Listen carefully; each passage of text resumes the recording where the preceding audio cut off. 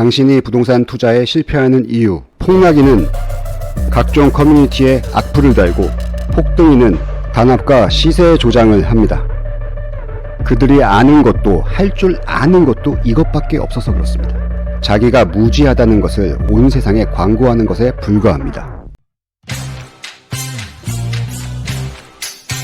새로운 콘텐츠로 부동산 공부를 어떻게 하여야 하며 부동산 기초와 본질에 대해 초보자 입장에서 쉽게 접근할 수 있게끔 가르쳐 드리도록 하겠습니다. 저도 이런 영상 찍으면 조회수도 높게 나오고 채널 성장에 큰 도움이 되겠죠. 지금 이 시기에 조회수도 안 나오는 공부 영상을 찍으면 돈도 안 되고 욕이나 먹잖아요.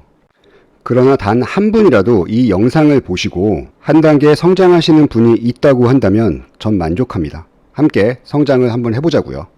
우리는 트렌드 부동산에 모든 것을 쏘아 붓는데요. 모든 부동산을 흐름에 따라 간다는 것인데 흐름 파악 좋죠. 중요합니다.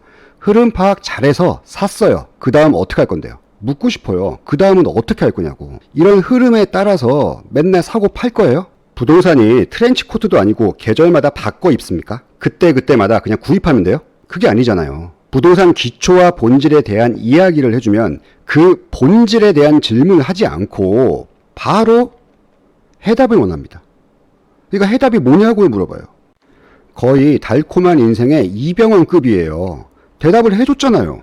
그럼 대답에 대한 질문을 해야죠. 본질을 파악을 안 하고 답부터 찾으려고 하는 거예요. 얼마 전에 손흥민 선수 아버지 손웅정 감독이 나와가지고 기본을 중시한다. 이렇게 말씀을 하셨는데요. 어떤 상황이 와도 볼을 컨트롤할 수 있어야 한다.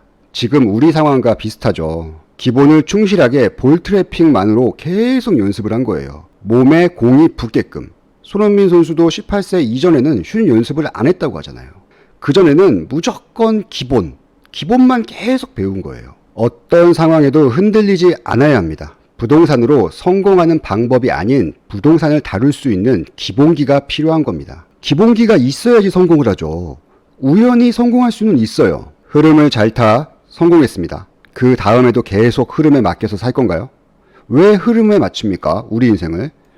개척해야죠. 개척해서 더 좋은 환경에서 살고 돈 벌어야 어려운 사람도 돕고 실패를 두려워해가지고요. 피하면 안 됩니다. 개척하셔야죠. 최근 단톡방에 또분양님이 올려주신 글이 있는데요. 와닿는 점이 있어가지고 소개시켜 드리겠습니다. 부동산의 첫걸음은 밖으로 나가서 사람을 만나자는 겁니다. 부동산은 그대로 있는데 사는 사람이 중요하다는 거죠. 살고 있는 사람이냐, 돈을 주고 사는 사람이냐, 어떤 사람을 지칭하는 건가? 정답은 모두라는 거죠.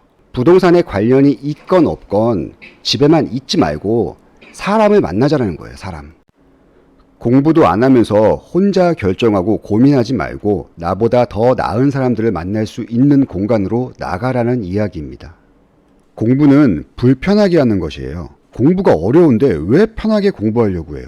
일단 스마트폰에 각종 부동산 커뮤니티 앱 등을 다 지우셔야 됩니다. 이거를 싹 지우시고요. PC에만 남겨두시면 돼요. 내가 정말 필요할 때 그때 꺼내보시면 되고요. 그 외 시간에는 사람들 많이 만나야 됩니다. 스마트폰에 있는 앱을 꼭 지우시기 바랍니다. 스마트폰에 있는 앱들을 지우라고 하는 이유는요. 이 사람의 뇌는 게으르대요. 그래서 정보의 홍수 시대에 너무 많은 정보가 뇌에 들어가면요. 합리적 선택에 방해가 될 수 있다라고 얘기를 합니다. 그래서 사람들을 많이 만나가지고 여유로운 시간을 즐기면서 뇌에 휴식 시간을 한번 주십시오. 부동산 처음 공부하실 때는요. 땅하고 길하고 도로, 이렇게 물 이렇게만 공부하시고요. 건물은 보지 않는 겁니다. 일단 건물을 안 보시는 습관을 가지셔야지 기본기가 탄탄해집니다. 우리 고등학교 때 많이 본 그림이죠. 도심 쪽, 이쪽은 돈이 모이는 곳입니다. 중심 상업지역에서 돈을 벌고 재화를 소비하며 중간지대와 외곽지대에서는 주거를 영위하고요. 부도심 같은 경우는 도심의 역할을 보완해주는 역할을 하고 있습니다.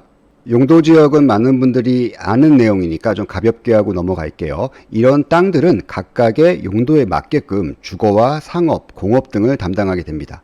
도시지역은요, 주거지역과 상업지역, 공업지역, 녹지지역 이렇게 분류가 되고요. 용적률이 높은 곳이 땅의 가치가 높은 겁니다. 용도지역이 상향된다라고 하면은 용적률이 올라가는 겁니다. 준주거지역이나 중심상업지역, 준공업지역이 넓게 포진되어 있다라고 하면은 그 인근의 땅들이 개발 압력을 받게 됩니다. 용도가 상향이 되고요. 그 뒤에 있는 땅들도 역시 같이 가치가 올라갈 수 있다는 겁니다. 지도를 통해 가지고요. 어떻게 보는지 한번 보겠습니다. 네이버에 시리얼 부동산 이렇게 찍고요. 이쪽이 이제 한국토지주택공사에서 운영하는 포털 사이트이기 때문에요. 이쪽으로 보시는 거를 추천드립니다. 네이버 지도에서 보지 마시고요. 시리얼 부동산에서 보십시오. 지도가 나오면요. 여기 지적도를 누르세요. 그리고 건물을 아예 보지 마시고요. 그림만 보는 겁니다. 제일 먼저 3대 업무 지구부터 하나씩 이제 공부하도록 하겠습니다. 이렇게 쭉 확대해서 보면요. 서울시청하고 종로권이죠. 어차피 우리가 비싸가지고 못 사잖아요. 뭐 아파트나 뭐 토지 같은 경우도 뭐 몇십억, 몇백억 하니까요. 이렇게 이어져 있는 상업 지역이 정거장으로 보면 한 두 정거장 정도 최고의 투자처라고 할 수 있습니다. 종로와 붙어 있는 곳을 한번 볼게요. 신설동, 청량리, 쭉 이렇게 상업지역이 이어져 있는 것을 볼 수 있습니다. 그럼 제가 얘기했죠? 위에 있는 것들, 여기 아래에 있는 것들 개발 압력을 받으니까 이런 쪽에 있는 물건들은 사두는 게 좋다라는 겁니다. 청계천 쪽 쭉 이어져 있죠. 뭐 이쪽도 비싸잖아요. 왕십리 쪽도 이렇게 쭉 이어져 있죠. 정거장으로 보면 하나, 둘, 세 개가 같이 이어져 있습니다. 조금 멀리 가면은 장안동 쪽 보이시죠? 장안동 쪽도 이렇게 답심리역하고 이쪽 이렇게 준주거까지 이렇게 이어져 있는 겁니다. 이것도 위쪽 아래쪽으로 투자 가치가 있다라고 할 수가 있습니다.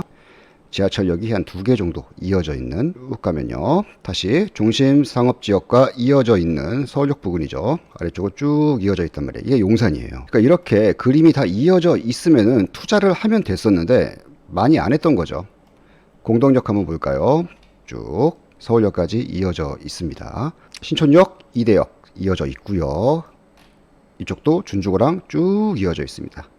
상업 벨트가 이렇게 이어져 있는 겁니다. 어디까지? 예, 합정까지 이어져 있는 겁니다. 그 다음은 여의도를 보겠습니다. 제가 계속 이어진다 말이 반복되고 있잖아요.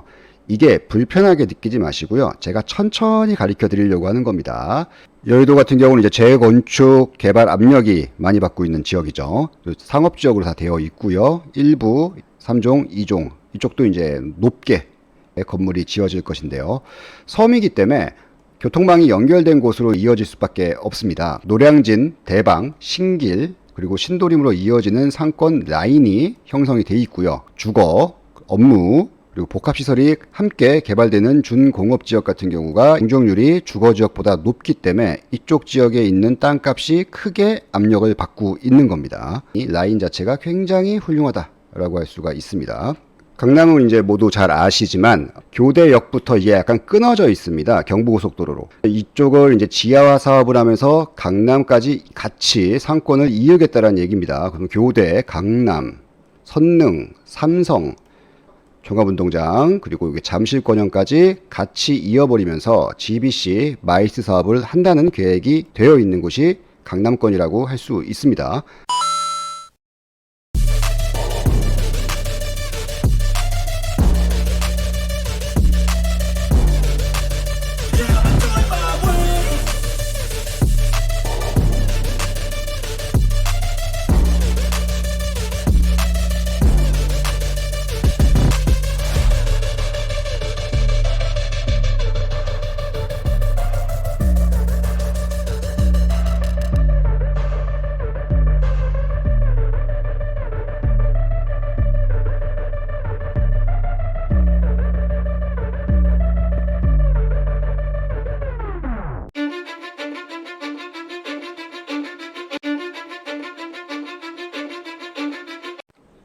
전체적인 흐름을 지적도를 통해 땅에 대한 가치와 개발 압력이 강한 지역을 보았습니다. 우린 솔직히 아파트가 궁금하잖아요.